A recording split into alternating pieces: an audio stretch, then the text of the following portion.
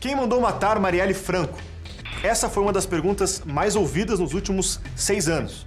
Depois de tanto questionamento, hoje foi divulgada uma delação muito importante para o caso. O autor dos disparos que mataram Marielle delatou o ex-deputado Domingos Brazão como um dos responsáveis por ordenar o assassinato. Com toda essa polêmica, decidimos divulgar gratuitamente um trecho do episódio Quem Mandou Matar Marielle Franco, da série criminal da BP Investigação Paralela, que é exclusiva para assinantes.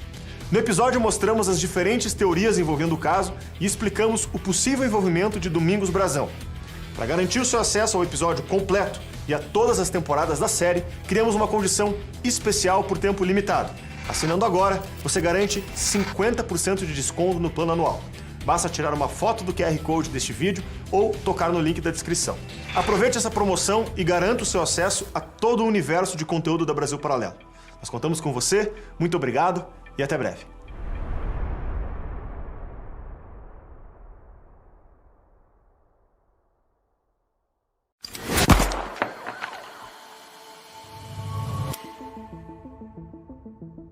Em ano de eleição, uma vereadora é assassinada a tiros no Rio de Janeiro. Milicianos e políticos são apontados como possíveis mandantes do crime. No episódio de hoje, vamos investigar o que motivou a morte de Marielle Franco.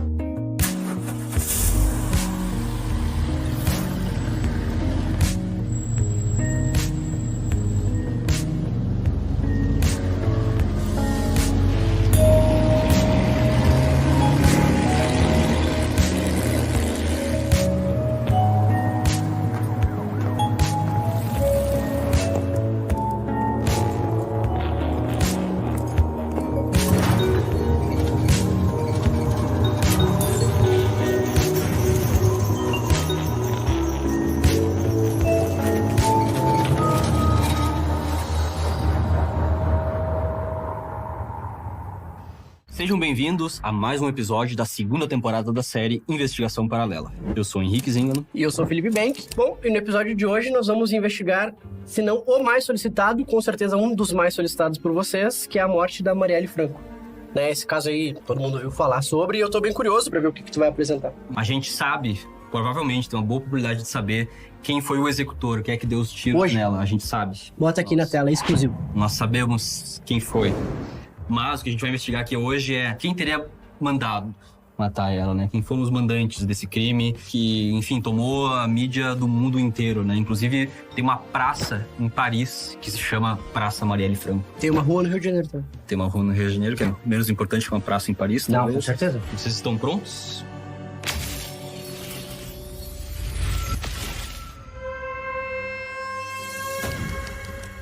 Rio de Janeiro, 14 de março de 2018. Às 17h24, na Barra da Tijuca, um Chevrolet Cobalt prata, com placa de Nova Iguaçu, deixa o quebra-mar em direção ao centro da cidade. Ao mesmo tempo, a vereadora Marielle Franco sai da Câmara Municipal e segue para seu gabinete. 19 horas. Marielle está na Lapa, na Casa das Pretas, mediando um debate promovido pelo PSOL. No evento, Jovens Negras Movendo Estruturas. A gente chegava muito mais como aquele corpo que vai ocupar, sim, porque eu sou a favelada, e aquele lugar do ensino de qualidade, apesar de não ser ensino público, também era meu, mas não tinha autoidentificação e o lugar da mulher negra favelada. O evento estava marcado para as 18 horas, mas a vereadora havia chegado 40 minutos atrasada. 19h10. O Cobalt estaciona próximo à Casa das Pretas. 21 horas. Junto de sua assessora, Fernanda Chaves, entram no carro um Chevrolet Agile, veículo em que o motorista Anderson Gomes as esperava. O carro parte. O Cobalt, que tem as placas clonadas, segue logo atrás. 21h30. O Agile entra na rua Joaquim Palhares. O Cobalt emparelha. 13 disparos são feitos. Marielle foi atingida por 4 tiros na cabeça. Anderson é alvejado nas costas por 3 tiros. As balas disparadas foram de calibre 9mm, que na época era uma munição restrita, usada somente pela polícia e pelo exército. A arma utilizada foi uma submetralhadora MP5. Eu fui aluna de pré-vestibular comunitário. Em 98, eu fui da primeira turma aqui do Prédio da Maré. Desde os anos 2000 que eu tô numa atuação dentro dessas instituições aqui da Maré, fazendo esse trabalho com favela, com cultura, com educação. Marielle sempre se descreveu como feminista, negra e favelada, cria do Complexo de Favelas da Maré. Se constitui hoje os 3 pilares do que a gente está chamando da campanha, que é o debate de gênero, o debate raça, o debate da negritude, da ancestralidade, essa tríade gênero, raça e cidade.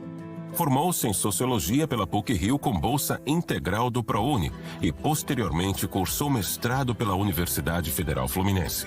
Desenvolveu parte do seu trabalho em ONGs como o Brasil Foundation e o Centro de Ações Solidárias da Maré. Cara, a Marielle trabalhava então nessa ONG chamada Brasil Foundation, né? Aí eu fui atrás dessa ONG para ver quais são seus parceiros, seus financiadores, né? Quem é que tá promovendo essa ONG aí.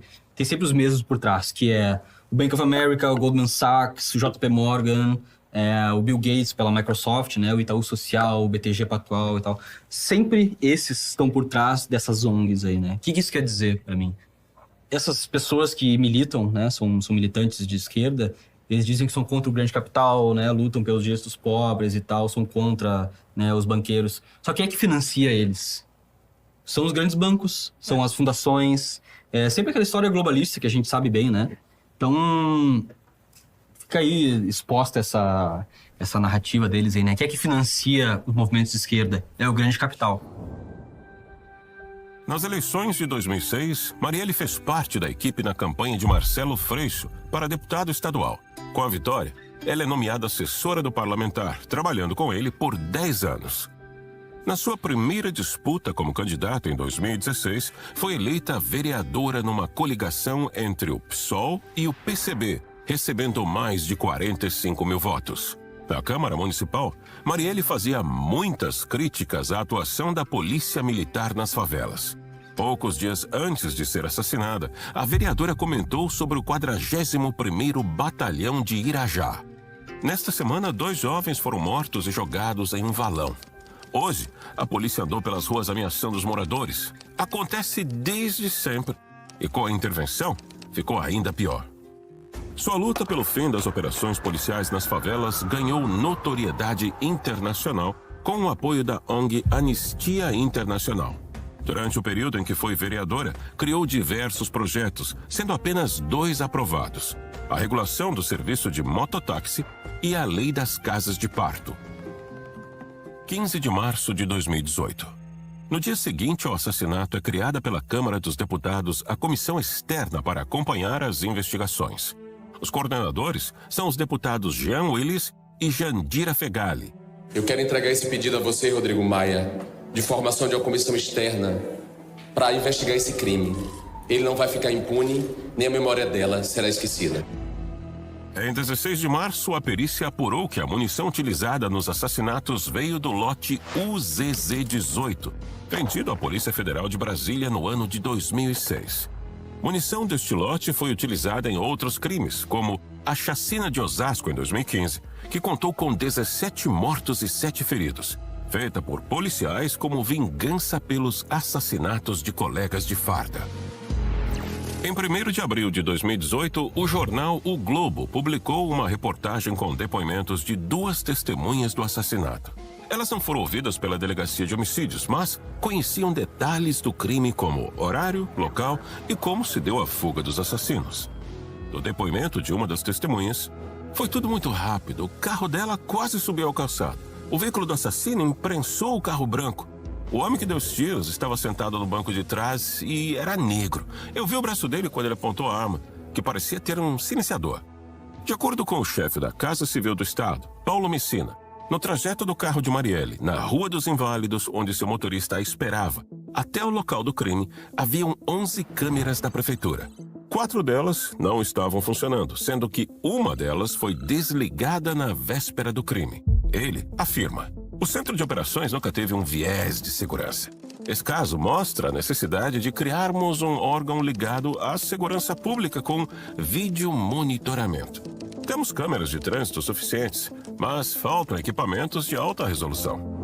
Cara, no filme do Tropa de Elite 2, quando o Nascimento ele vira secretário de segurança, ele tem acesso a muitas coisas, né? Gravação, câmera e tudo mais. Claro, no filme ele usa isso até pra potencializar o poder da polícia, aquela coisa toda. Mas isso mostra pra gente, se quiser, pode se usar pro mal, por exemplo, né? Essas 4 que não estavam funcionando. Será que fazia tempo que não estavam? Será que não foi desligado?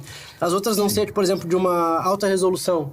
Será que foi proposital? Não foi? Será que já não tinham solicitado a troca e deram uma segurada porque sabia que podia acontecer algo? Exatamente. No filme ali, o Capitão Nascimento ele tem acesso a essas coisas, né? Mas também muitas pessoas ruins têm acesso a essas câmeras, a escutas, etc, né? A gente não tem nenhuma evidência, né? Pra contar nenhum dos lados, mas é claro que é suspeito, né? A gente sabe como é que funciona as coisas no Rio de Janeiro lá e o filme mostra muito bem isso. Junto com Marcelo Freixo, Marielle promoveu uma CPI contra as milícias do Rio de Janeiro, que indiciou mais de 200 pessoas, incluindo policiais e ex-policiais, vereadores e deputados. A influência de suas ações chegou a contribuir com operações da Lava Jato, que prendeu toda a cúpula do MDB no Rio de Janeiro em 2017. Eu sou Rodrigo Pimentel, sou autor de Tropa de Elite 1 e 2, sou capitão veterano do BOP. E sou roteirista de filmes e gosto de conversar e falar nas séries, nos filmes, sobre a violência cotidiana do Rio de Janeiro.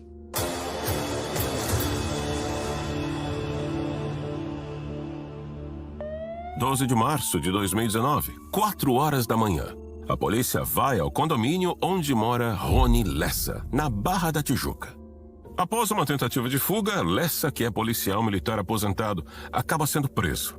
Sargento reformado, teve formação pelo Pátamo 500, Escuderie Detective Lecoq e pelo BOP, se tornando um exímio atirador. Eu servi no BOP como comandante de uma equipe, também como oficial de inteligência, como oficial de operações do BOP. Comandei a equipe Alfa. Na equipe Alfa, eu tinha um subordinado, que era o soldado Rony Lessa. Era um soldado que não era cursado em operações especiais, mas era um soldado muito valente, muito corajoso.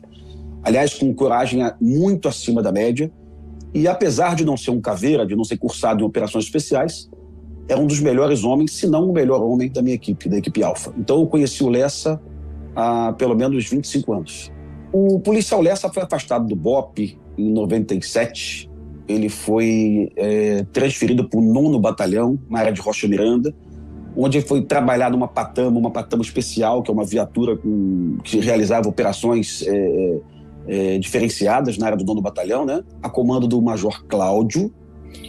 E depois o Rony Lessa perdeu todo o contato com a Polícia Militar. Ele passou a ser um policial militar emprestado à Polícia Civil.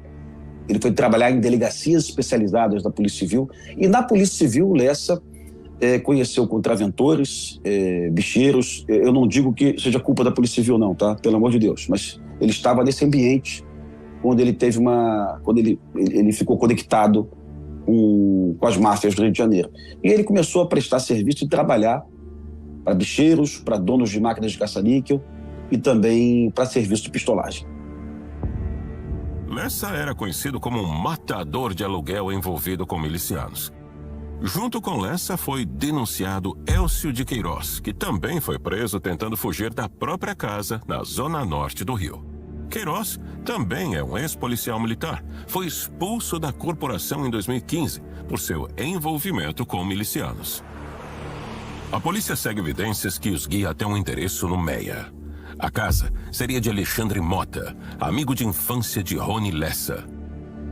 No local, foram apreendidos 117 fuzis AR-15, AK-47 e M4. Foi a maior apreensão de fuzis da história do Rio de Janeiro.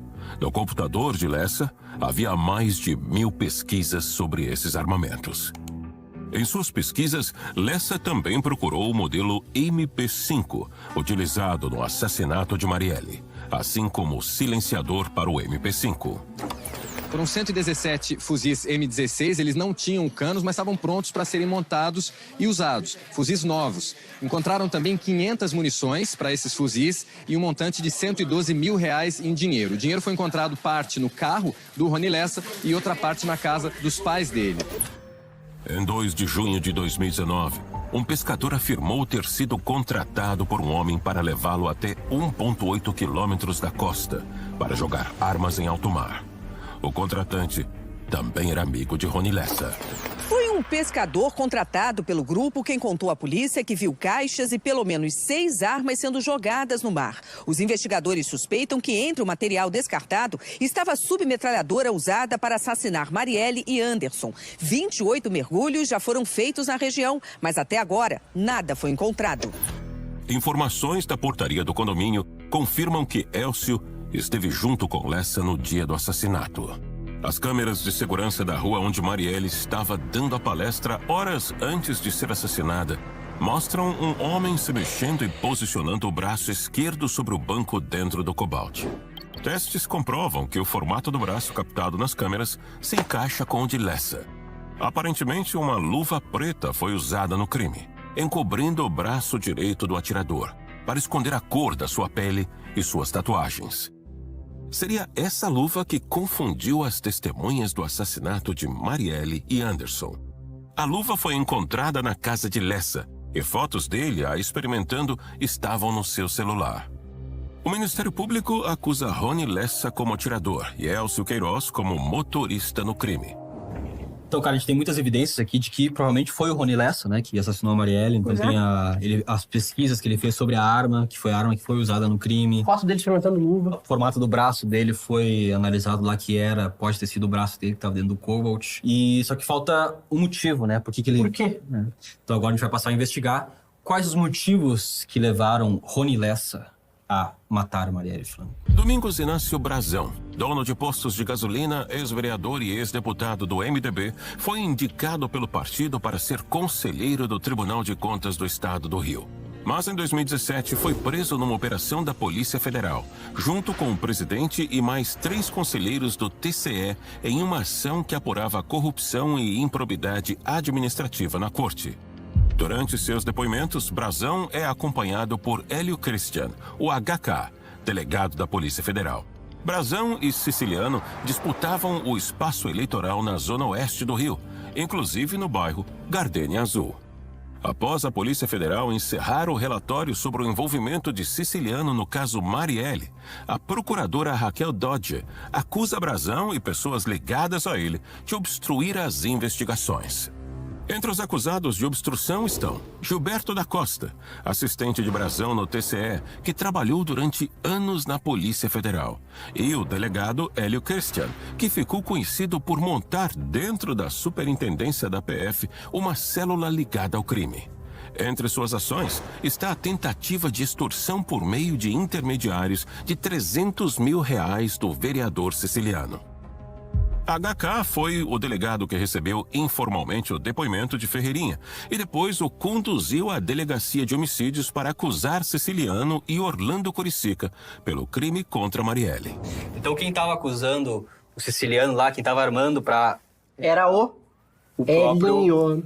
Não, era o Inácio Brazão. Ah, bom, achei que não. Junto com o Hélio e o Gilberto da Costa, entendeu? Ah, tá. Isso que eu tô dizendo aqui. 10 dias após a acusação feita por Raquel Dodge à Polícia Federal, revela uma conversa entre o vereador siciliano e seu amigo Jorge Alberto Moretti, o Beto Bomba, que é apontado como um dos principais integrantes da organização criminosa Escritório do Crime, milícia que também atua na Zona Oeste. Na conversa, Beto Bomba revela que o assassinato foi um pedido de Brazão para o Escritório do Crime e que outros vereadores e deputados também desejavam a morte de Marielle. Paulo Melo, Pisciani e Albertassi são deputados do Estado do Rio de Janeiro e eram investigados pela Lava Jato por corrupção nos transportes do Rio.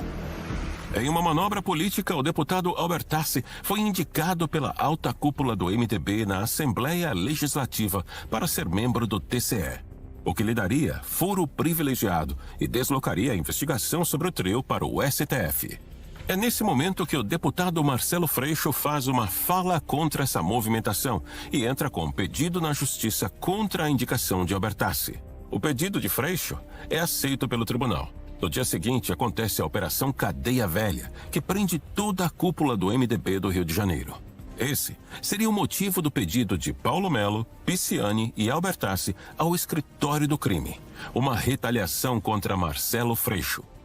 A organização era comandada por Adriano Nóbrega, um ex-capitão do BOPE, morto em 2020 na Bahia, onde se escondia da polícia devido à denúncia de envolvimento com o crime organizado. Segundo Orlando Coricica, Adriano Nóbrega não estava mais no patamar de entrar em um carro e matar alguém, mas tinha fortes ligações com Rony Lessa e teria delegado a ele o pedido de brasão. Para atingir Freixo, assassinaram seu braço direito na CPI. Se uma máfia organizada pretendesse atingir o PSOL, o alvo seria o Freixo, que era a figura mais expoente do PSOL. E eu disse isso numa matéria, uma entrevista para a Folha de São Paulo. Ocorre que o Freixo realmente ele é protegido por uma equipe de 4 policiais experientes, armados com fuzis, num carro blindado. Então, uma ação para tentar matar o Freixo nas ruas do Rio de Janeiro seria uma ação com, no mínimo, 15, 20 bandidos. Iria paralisar uma avenida, seria uma ação de extrema violência. Então, matar o Freixo seria muito difícil. Então, eu disse para a Folha de São Paulo, no dia seguinte à morte da Marielle, que possivelmente o alvo fosse o Freixo, mas que tivesse escolhido um alvo de oportunidade. Não podemos pegar o Freixo, então vamos pegar alguém para mandar o recado. Era essa, desde o dia seguinte à morte de Marielle, era essa a minha percepção. E de muitos policiais que eu conversei.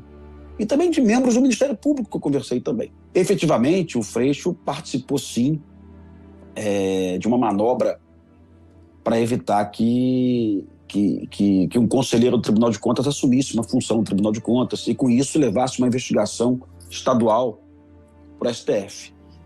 Então, efetivamente, sim, o PSOL ajudou a Polícia Federal e o Ministério Público Federal a investigar membros do MDB do Rio de Janeiro que estavam envolvidos com corrupção na Lava Jato. Aliás, boa parte do MDB do Rio de Janeiro foi presa na operação da Lava Jato. Muitos deputados do MDB, o Brazão, o Paulo Melo, o Pisciani e tantos outros aí, nomes famosos. A notícia da morte ganhou proporção internacional. The assassination of Marielle Franco. Marielle Franco's murder. Marielle Franco was shot dead with her driver. Crowds greeted the coffin of Marielle Franco. The murder of Marielle Franco. Marielle Franco. Franco was assassinated. Marielle presente! Quando? Sempre! Quando? Sempre! Porque a Marielle vai ficar viva nos nossos discursos, na nossa palavra. Marielle, você está presente. Você não morre nunca. Não vão conseguir calar a voz da Marielle. A brutalidade, ousadia e o grau de técnica usado no crime continuam a espantar todo o Brasil, gerando medo e uma sensação de insegurança, principalmente na cidade do Rio de Janeiro. O Rio de Janeiro, só para lembrar todo mundo aqui, era a capital do Império, certo? Era onde foi a fundação do nosso país. E eu, opinião própria minha, mas eu acredito que seja isso mesmo, é uma das cidades mais bonitas do mundo, velho. Tá boa? Aquela geografia do Rio não tem igual. Pão de Açúcar ali com o Cristo, e aí a Lagoa Rodrigo de Freitas no meio, as praias. Cara, aquilo ali é assim... Olha, eu tive o privilégio de viajar bastante na vida, graças a Deus. E eu fui pra muitos lugares aí que são bem bonitos, né? Mas o Rio de Janeiro ganha de todos. Não, Rio de Janeiro. Sério, eu não tô brincando. Eu já fui pro Rio de Janeiro a trabalho, inclusive, com a BP. Cara, é fora de série. Foda, né? Fora de série. E olha que tragédia quase cômica, assim, né? Quase uma grande piada, que é o que se tornou agora o Rio de Janeiro, entendeu? Pra lembrar também, né, que os 4 últimos prefeitos do Rio e os 4 últimos governadores do estado do Rio de Janeiro foram presos. Todos. Entende? Os milicianos do Rio de Janeiro, eles agem de uma forma muito profissional, eles não deixam rastros. O escritório do crime, ele realmente é especializado em homicídios e assassinatos, né? Então, historicamente, a polícia ia chegar ao autor através da quebra de sigilo telemático, com quem que o Lessa conversou nos últimos 2 anos. Mas, olha, eles estão um passo à frente da polícia. Eles utilizam chips, normalmente chips da Bolívia, tá? Só um pedido desse de quebra de sigilo telemático demora às vezes 7, 8, 9 meses, né? Então a polícia fica realmente com as mãos atadas, com o Ministério Público também, o GAECO também. E lembrando também que o Lessa isso foi demonstrado nas últimas operações do GAECO. O Lessa tinha um canal muito estreito com a Polícia Civil do Rio de Janeiro, mesmo depois da morte de Marielle. O Lessa teve máquinas apreendidas e ligou para um delegado para que as máquinas fossem liberadas. O GAECO prendeu esse delegado. Então, o Ministério Público do Rio de Janeiro passa a ser aí assim, o último obstáculo aí no combate ao crime no Rio, né? E essa é a verdade. Aquilo que eu sempre falo para os amigos, o Rio de Janeiro é uma cidade muito promíscua, onde todo mundo se conhece, onde o carnaval parece que une todo mundo, policiais, bicheiros, mafiosos, e assim vai. Jornalistas, tá? Atores, atrizes, jogadores de futebol, todo mundo ali nesse ambiente muito promíscuo, que é o ambiente do samba, que aproxima todo mundo. A gente sabe que foi o Rony Lessa que provavelmente deu os Quem tiros. matou já tá... estava lá e tal, né? Então resta saber aí, resta a polícia nos dizer, né? A justiça, enfim, eu sou um mero investigador particular aqui. Quem de fato mandou matar, né? Se esses motivos eles são tão fortes, se teve a ligação direta com o Rony Lessa e tal, é isso que tá faltando para resolver o caso da Marielle. Eu acho que, no fundo, a Marielle até acho que nem incomodava tanto, né? Talvez fosse mais para tentar atingir, talvez, o Freixo. Será? Ela teve participação importante nas CPIs, essas que estavam atrás da milícia do Rio de Janeiro. Porra, mas também, né, ela mexendo em tudo que ela mexeu e tendo essa participação, não andar de carro blindado. Então, mais um caso aí, mais um político morto no Brasil, dessa vez, provavelmente pelas milícias, né? Ao que tudo indica, assim, né? Do Rio de Janeiro. De novo, esse capital do Império, uma das cidades mais bonitas do mundo, que tá aí... Se não abarrotada de políticos criminosos, milicianos, envolvida com tráfico, que sujam aí essa cidade tão maravilhosa, como diz a música. No episódio mostramos as diferentes teorias envolvendo o caso e explicamos o possível envolvimento de Domingos Brazão. Para garantir o seu acesso ao episódio completo e a todas as temporadas da série, criamos uma condição especial por tempo limitado. Assinando agora, você garante 50% de desconto no plano anual. Basta tirar uma foto do QR Code deste vídeo ou tocar no link da descrição. Aproveite essa promoção e garanta o seu acesso a todo o universo de conteúdo da Brasil Paralelo. Nós contamos com você, muito obrigado e até breve.